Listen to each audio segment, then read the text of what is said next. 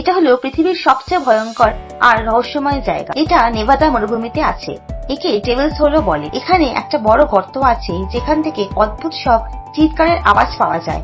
100 বছর আগে বিজ্ঞানীরা একবার দড়ি দিয়ে এর গভীরতা মাপার চেষ্টা করেছিলেন, কিন্তু দড়িটা নিচে থেকেই কেটে দেয়, যেন নিচে কোনো শক্তি ওই দড়িটাকে কাটছে। শুধু তারা এটা জানতে পেরেছিলেন যে নিচে একটা ঝিল আছে। 1999 সালে বিজ্ঞানীরা ক্যামেরা দিয়ে নিচে দেখার চেষ্টা করেন।